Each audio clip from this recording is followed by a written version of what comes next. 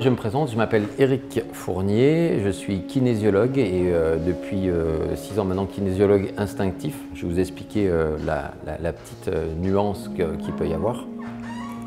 Après, je n'ai pas fait ça toute ma vie, je suis quelqu'un d'auto-entrepreneur et d'autodidacte. J'ai commencé comme tout le monde à avoir une enfance normale. Comme toute enfance avec des problèmes, quoi. Voilà. Avec des parents qui ont fait ce qu'ils ont pu, et parce que j'étais peut-être compliqué aussi, mais bon, c'est à qui la faute aussi? Est-ce que c'est moi qui ai choisi de venir exprès pour les emmerder, ou si j'étais déjà pénible, c'était à cause d'eux? Ouais, ça, on ne sait pas. Le signe astrologique, l'éducation, bref. Je suis allé à l'école, parce qu'il fallait aller à l'école, donc je me suis fait éducastrer, ou éducationné, comme on dit. J'ai eu beaucoup de mal parce que déjà tout petit, j'avais un truc qui faisait que faire comme tout le monde, c'était compliqué. Vous imaginez ma vie aujourd'hui. Quand il faut obéir à des règles sans forcément qu'il y ait de fond ou forcément qu'il y ait de la logique. Aujourd'hui, je serais un enfant, j'aurais déjà ma case, quoi, comme on a mis le mien d'ailleurs, parce que les chiens ne faisant pas des chats. Mon enfant, il a eu sa case qu'on appelle EHP. Moi, j'aurais été dyslexique. Je crois qu'on m'aurait même mis dans la classe autisme. Voire même les profs me disaient que j'étais même débile. Donc, oui, mais j'étais débile. Ça se dit moins, heureusement, mais malheureusement, il y a encore des gens à l'éducation nationale qui ont une capacité à décourager ceux qui sortent du moule. C'est relativement dommage. Donc après, j'ai fait comme mon père y voulait, j'ai fait un bac C, j'ai fait des études, et puis à un mois et demi de la fin de mes études d'ingénieur, comme on dit, j'ai pété mon premier câble, quoi. J'ai acheté ma première entreprise sans lui dire. Donc je lui ai annoncé, je me rappellerai toute ma vie, je lui ai annoncé dans un lieu public, pour être sûr de rester en vie. Et puis après, voilà, j'ai eu plein d'activités différentes. J'achetais une entreprise, je la travaillais, je la refaisais, et puis après je vendais, puis après je refaisais ça, parce que je me suis dit, cette société-là de consommation, d'être, d'apparence même, quelquefois, d'apparence, tu vois, qu'on est obligé d'avoir. Mais voilà, je sentais qu'il y avait un truc qui allait pas. Mais depuis tout petit, j'avais quelque chose dans mes mains. Quand je voyais les gens, je savais un petit peu leurs problèmes. Et même des fois, maladroitement, je leur disais, toi, ton problème c'est ça, toi c'est ça. Donc j'avais pas beaucoup d'amis. Après, j'avais envie de faire des massages, j'avais envie de faire des choses avec mes mains. Mais bon, on était dans une famille, c'était assez conventionnel, on va dire. Voilà, comme les générations, voilà. Où on ne dit pas souvent je t'aime, on ne dit pas souvent on est fier de toi, et puis il faut être curé, notaire ou médecin. Après, quand on est une femme, on peut faire couturière, mais ouais, c'est des castres comme ça. Et même si aujourd'hui on a l'impression qu'on l'a dépassé, c'est vraiment quelque chose qui est à l'intérieur de nous. Et cette dimension instinctive qu'on va développer, c'est ça. On a dans nos cellules tellement de mémoire et de choses qui nous composent, que quelquefois, on agit sans écouter ça. On agit parce qu'on est poussé par cette vague, par cet élan il faut travailler, il faut gagner sa vie, voire même, pour ceux qui sont croyants, il faut même souffrir pour être heureux, il faut faire pénitence, même quelquefois. Mais ça, c'était l'ère du poisson. Mais apparemment, ça s'est terminé. C'est pour ça peut-être qu'on est là. Donc j'ai fait pas mal de choses. Mais j'avais toujours cette idée de me dire, un jour, et je disais souvent, quand je serai vieux, quand je serai à la retraite, je réparerai les gens. Voilà. Et puis, avant d'être vieux, grâce à... C'était M. Sarkozy qui m'avait très inspiré à l'époque. J'avais compris qu'il allait se passer des choses et que peut-être qu'on ne paierait pas ma retraite comme convenu, et que l'URSSAF gagnait plus d'argent que moi. Donc, j'ai dit, il y a comme un truc, quoi, qui n'est pas... Et c'est ces notions d'équilibre aussi qu'on va revenir. Il y a quelque chose qui est pas juste, quoi. Et quand on est très sensible à l'injustice, une vraie justice, quelque chose qui est sain, qui est serein, qui est équilibré, pas qui est bon ou mal, c'est vraiment juste équilibré. Et ben voilà, du jour au lendemain, j'ai décidé de vendre toutes mes sociétés. J'ai décidé pour la première fois de ma vie d'investir de l'argent et du temps que pour moi. Et il fallait que je trouve une discipline. Et la discipline que j'ai trouvée, c'était la kinésiologie. Mais je l'ai trouvée vraiment en étant dans ce concept de vie qui est représenté pour moi, voilà, par ça, c'est le temps, il a cette notion d'infini parce que quelque part il doit mourir. Ça aussi, c'est un fait dans notre société, voilà, qu'on n'apprend pas à l'école. On a tous peur de mourir, alors qu'en fait, normalement, on doit savoir mourir. Hein, le jour où vous êtes marié, vous avez bien enterré votre vie de jeune fille. Donc vous êtes morte. Vous avez bien fait votre pot de départ. Donc vous êtes parti dans l'au-delà. Ça s'appelle la retraite. Vous voyez? Donc on commence un cycle, on finit un cycle. Et c'est comme ça, voilà, j'ai d'autres vidéos pour expliquer ça. Donc il fallait que quelque chose s'arrête pour que je commence cette kinésiologie. Et cette kinésiologie, pour moi, elle était intéressante parce qu'elle permettait justement, pour moi, c'était la seule discipline qui va chercher dans toutes les dimensions de l'être vivant. La dimension structurelle, émotionnelle, énergétique, spirituelle, transgénérationnelle. Hein, vous allez voir un ostéo, il va travailler la structure. Vous allez voir un psy, il va travailler l'émotionnel. Et on va voir que des spécialistes. Et pour moi, ils ont grandes compétences, mais ils ont un regard qui est, voilà, spécialisé et focalisé. L'idée, c'est d'ouvrir ce champ de focalisation. Et pour l'ouvrir, il faut avoir une caisse à outils assez importante. Donc, je ne suis pas tout ça, mais j'ai des bases dans tout ça. C'est-à-dire qu'il faut avoir des bases sur le structurel, des bases sur l'anatomie, la physiologie, des bases sur l'émotionnel, des bases sur des techniques énergétiques comme la médecine chinoise, la médecine ayurvédique, sur l'alimentation, la naturopathie. C'est important d'avoir des bases. Et c'est pour ça que je m'encadre de gens qui sont spécialistes. Hein. Quand quelqu'un a un problème de nutrition, je l'envoie voir Maude, par exemple, qui est naturopathe et qui est spécialiste. Quand quelqu'un a des cervicales qui sont déplacées et que moi je ne manipule pas, je veux dire allez voir un ostéopathe. Voilà. C'est important d'avoir cette dimension. Je sais où commencent mes capacités, je sais également où elles s'arrêtent. Et la kinésiologie, c'est ça. C'est cette caisse à outils construite par des médecins qui nous ont appris que de toute façon le corps il est complexe. Hein, et si on pouvait guérir tout le monde avec un vaccin, ça serait trop bien. Et quitte à choisir, je préférerais moi le vendre, comme ça m'arrangerait encore mieux. Mais bon, ça c'est un autre débat. C'est vraiment comprendre que le corps il est vraiment complexe et que si c'était si simple, franchement, ça se saurait. Donc il n'y a pas de miracle, il y a juste cette compréhension générale qu'on doit avoir. Et quand j'ai découvert cette discipline, donc déjà il y avait ça, donc je ne me sentais pas formaté, hein, parce que je suis parti en formation, donc c'était bien pour être formaté. Donc je sentais qu'on pouvait sortir de cette formatation et faire sa caisse comme on voulait. Et l'outil central, c'était le test musculaire. Et ce test musculaire, c'est ça qui m'a fait aimer cette discipline parce que c'est pas moi qui décide. Je ne diagnostique pas. Je ne suis pas spécialiste, comme je vous l'ai dit, donc je ne diagnostique pas. Par contre, ce test me permet d'interroger votre corps. Et le corps, il a la faculté d'avoir cette intelligence suprême. Il y en a qui vont appeler ça du divin, suivant vos croyances et vos religions. S'il y en a 500 dans le monde de croyances et de religions, c'est que c'est pas pour rien.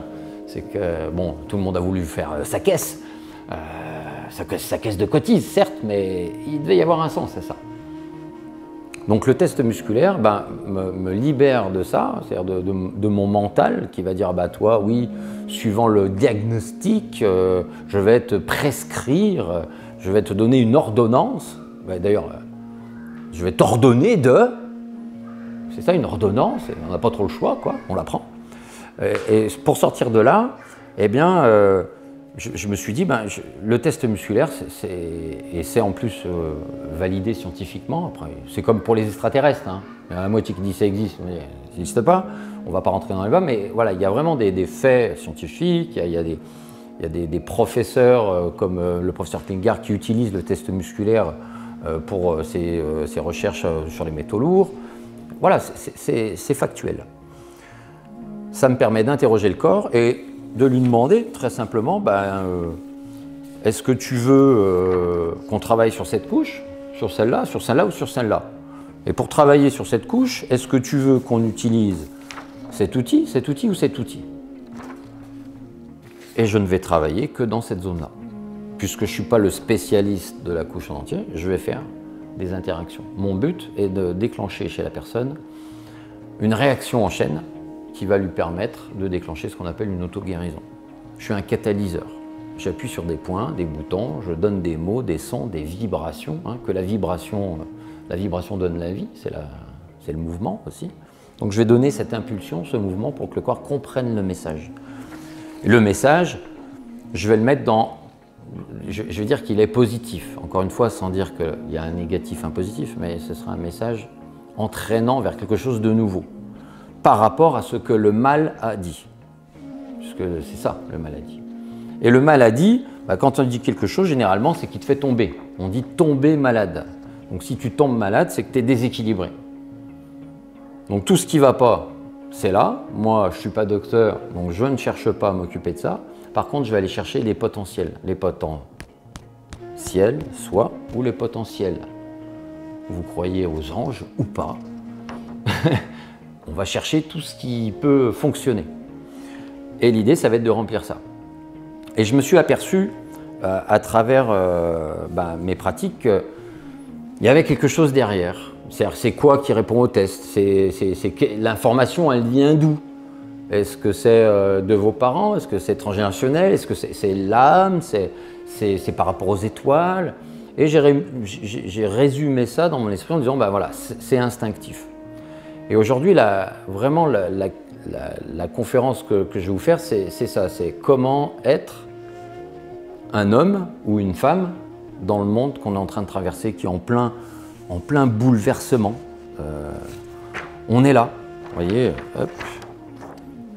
On vient, et les astres, si vous venez demain à la conférence de Colette, qui est astrologue, nous l'explique. Ça, c'est pas un truc du luberlu, je dirais, c'est des mathématiques, c'est des sciences. Les étoiles, voilà, nous montrent qu'on est en train de terminer ceci. On est en train de mourir, un système est en train de mourir.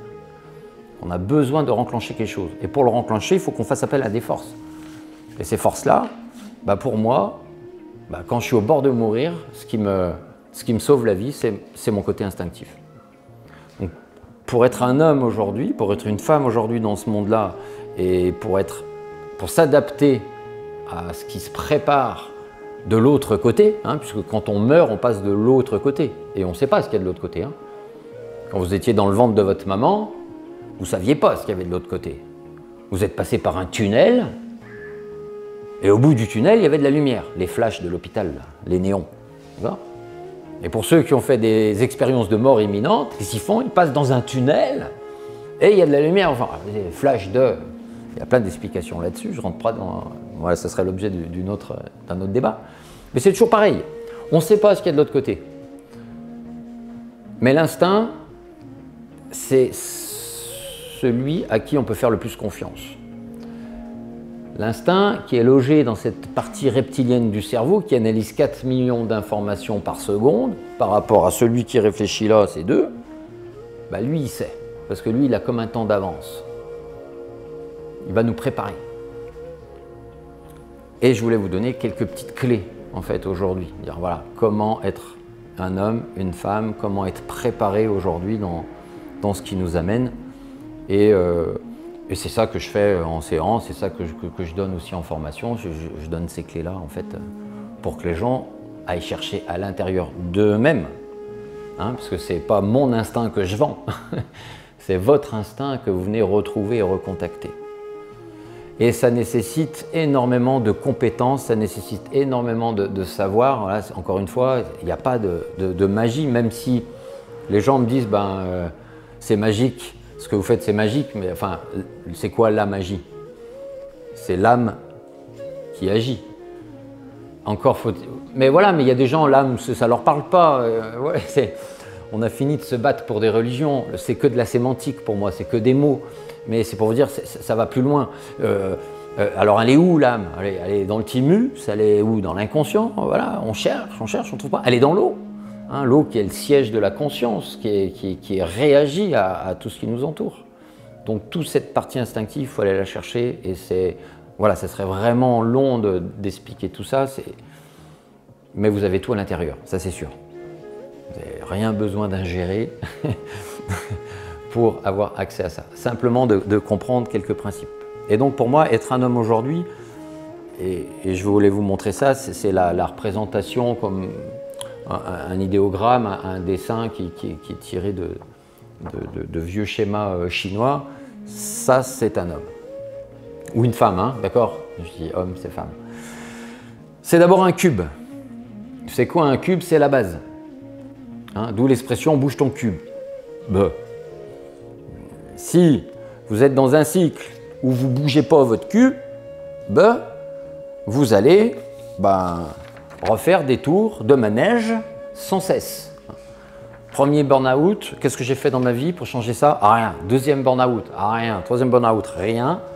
Il n'y a plus qu'à mourir. Ce travail va me tuer. Bon, change de travail. Ma femme, mon mari, 20 ans que je le supporte. Oui, mais madame, si vous l'avez supporté 20 ans, pourquoi vous ne re-signez pas pour 20 ans?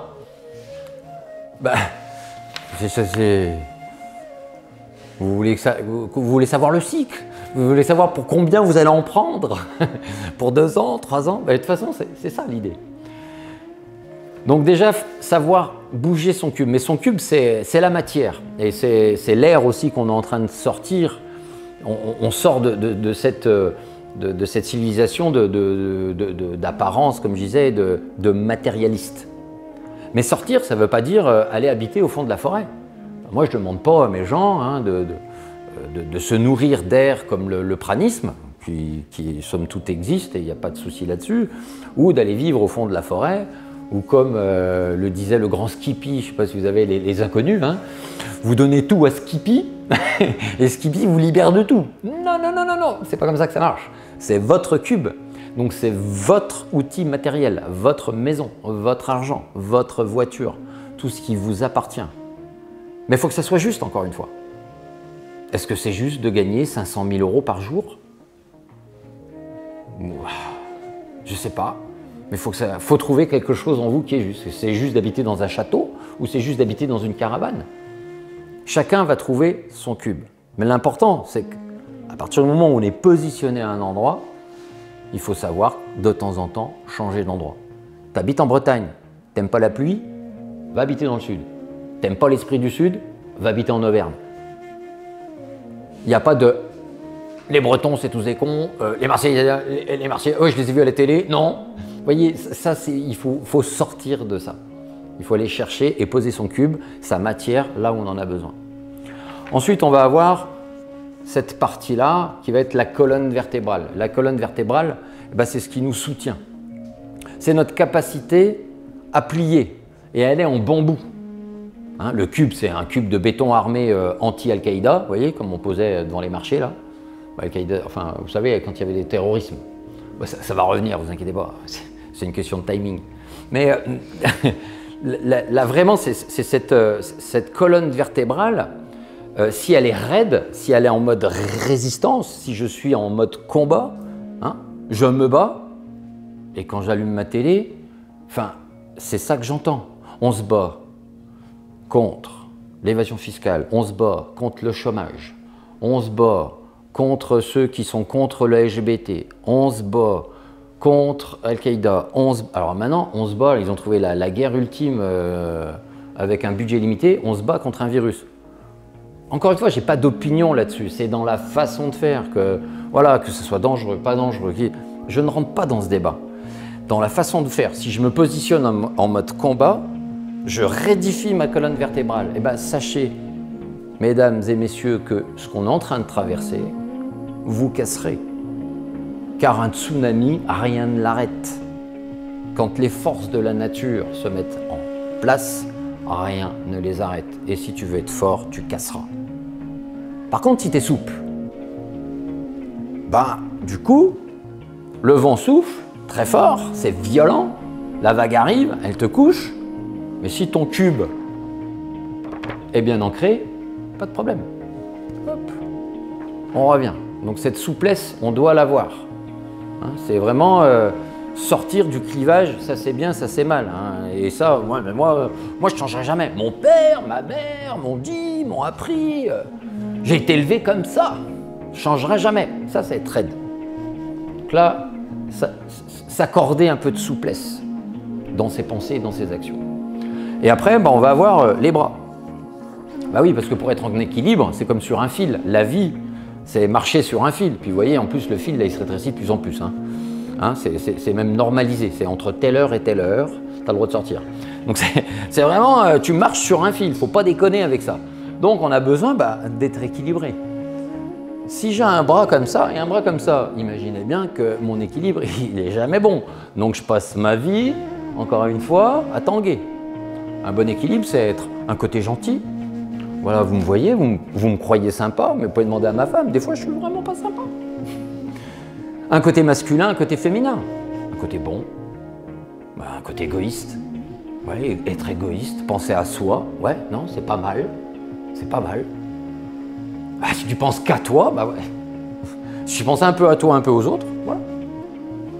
Rythmé par cet instinct qui est le tien, au plus juste, à l'instant T. Et pour terminer, il y a cette tête. Et cette tête-là, c'est un réservoir qui va accueillir les énergies du ciel, ce qui tombe. Hein. D'ailleurs, on nous dit, ça m'est tombé dessus. Ça veut dire que ça vient d'en haut, alors. Sinon, on ne dirait pas ça. Hein. Qu'est-ce qui m'est encore tombé dessus? Il t'est tombé, en fait, tu étais là, et au-dessus, il y avait ça. Donc, ça t'est tombé dessus. Des fois, j'entends aussi, mais qu'est-ce que j'ai fait au bon Dieu? Laisse-le tranquille, le pauvre homme. Je pense qu'en ce moment, il doit avoir bien du boulot.